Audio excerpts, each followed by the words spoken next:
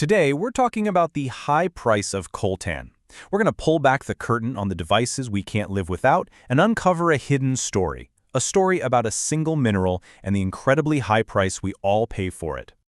Go ahead, pick up your phone. You might even be watching this on one right now. But what if I told you that inside that slick piece of glass and metal, there's a secret, a story of brutal conflict, global power plays, and a hidden mineral that connects all of us, right here, to some of the most dangerous places on the planet? So here's how we're going to break it down. First, we'll talk about the mineral that's literally in your hand right now.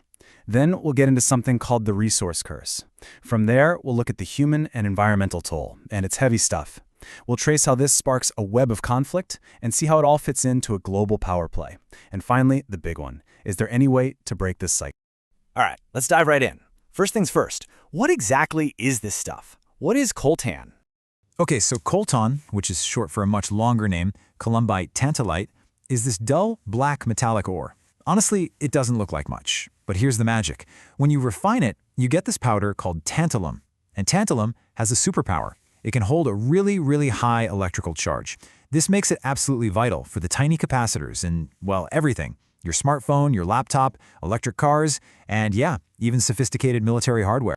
So this stuff is obviously super valuable. You'd think if your country was sitting on a mountain of it, you'd be set, right? Prosperity for everyone. Well, it's not that simple.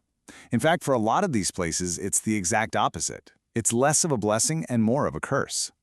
Yeah, there's actually a name for this paradox. Economists call it the resource curse. And it's this twisted situation where having incredible natural wealth doesn't lead to a better life for people. Instead, that wealth becomes a magnet for conflict, for corruption, for dictatorships. And the people who live right on top of all that value, they're the ones who suffer the most.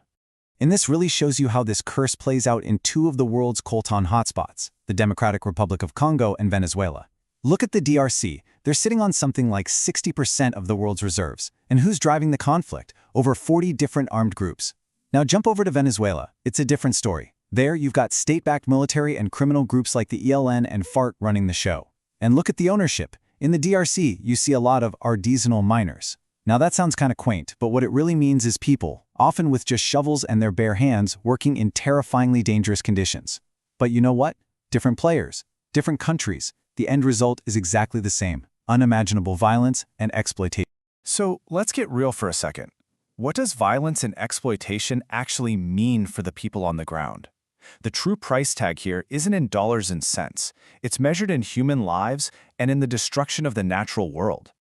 I want you to hear this. This is from a woman named Solange. She started working in the Coltan mines in the DRC when she was only 11 years old.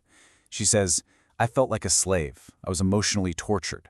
Her story, where she was forced into a sexual relationship just to get a job that was slightly less backbreaking, it's absolutely heartbreaking. And it's the reality for so many women and girls. And for all that, for working 7 days a week, do you know what she earned? $21 a week.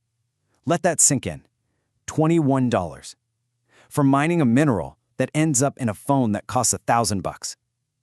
The injustice is just staggering. And sadly, Solange's story isn't an isolated one, not even close. We're talking about widespread child labor in both the DRC and Venezuela, unspeakable sexual violence. I mean, the UN reported about 30,000 girls were raped in North Kivu mines in 2006 alone.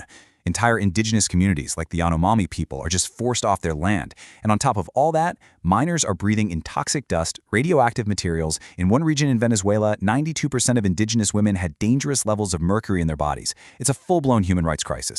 And the human cost is matched by the environmental devastation.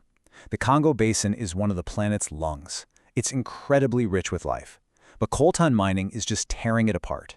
Forests are leveled, and the miners, they have to eat. So they hunt for bushmeat. And the result? A 77% plunge in the growers' gorilla population since 1995. 77%. We're literally wiping out one of our closest relatives for our electronics. Okay, so you see the horror on the ground. But how does all this local misery bubble up into a global problem? Well, it's all connected in this tangled global web of conflict. It basically happens in 3 escalating steps. First, it's local. Armed groups take over the mines. They use the profits to buy more weapons and terrorize everybody. Then it goes regional. That conflict coltan gets smuggled across borders. You get these bizarre situations, like Rwanda becoming a top coltan exporter even though it barely mines any. Meanwhile, in Venezuela, the profits are funding drug cartels. And that leads to the final step, international. Suddenly, you've got the world's biggest powers all scrambling for a piece of the pie, fueling tensions and competition for these strategic resources. So who are these global powers? Who's at the top of this food chain? And what makes this mineral so darn important that entire countries are willing to just look the other way on all this horror? Well, a huge piece of the puzzle is foreign investment. And right now, China is a massive player. They've poured billions into mining in both the DRC and Venezuela. They need to lock down their supply. And because Chinese firms often aren't held to the same environmental or transparency standards, they can just go in, extract the coltan, and get out, without making sure any of that wealth actually helps develop the country it came from. And here's another critical piece. Coltan doesn't usually come out of the ground alone. It's often found with a whole family of other strategic minerals we call rare earth elements. And this is why nations are so desperate for it. Look at this list. We're talking about stuff like neodymium for the powerful magnets in electric cars and wind turbines, or terbium, which is absolutely essential for things like naval sonar. This isn't just about consumer gadgets anymore. These minerals are the secret ingredient for the green energy revolution and for modern national defense. And to really put that in perspective, get this. A single F-35 fighter jet needs about 410 kilograms of rare earths. That's almost half a ton. A Virginia-class submarine, it needs around 4.5 tons of this stuff. So you see, this goes way beyond our phones. This is about military might. It's about geopolitical dominance. And that's why the global competition is so fierce. Okay, this is a huge, messy, complicated problem. It's easy to feel hopeless. So the question is, can anything be done? Is there any way to break this devastating cycle? Let's look at what people are trying to do. And this is where it gets frustrating. Because some of the big attempts to fix this they've backfired badly. Take the Dodd-Frank Act in the US. Great goal, right? Stop companies from using conflict minerals, but the unintended consequence? Mines shut down, thousands of miners lost their jobs, and with no other options, many joined the very militias the law was trying to stop. In fact, infant mortality near those mines skyrocketed by 143%. Or look at the sanctions on Venezuela. They were meant to curb corruption, but actually ended up strengthening President Maduro's grip on power. It just proves there are no simple, easy fixes here. So what's the path forward? Well, the experts all seem to agree it can't be just one thing. It has to be a multi-pronged attack on the problem. First, countries need to invest in themselves to break their dependency on just one resource. Look at how Chile managed its copper industry. That's a model.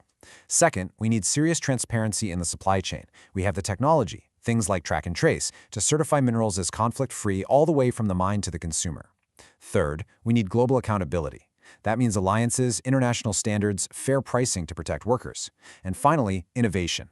Get this, we could actually reprocess the toxic waste left over from old mines and get a big chunk of the coltan we need from that, while cleaning up the environment at the same time. It's a huge task, but these are real, tangible steps. So, we're back where we started, with the device in your hand. But now you know the story it holds. You know that it connects you not just to the internet, but to a mine, to a person, to a conflict thousands of miles away. And it leaves us all with a really tough question to think about. Now that we know the source, what is the true cost of our technology?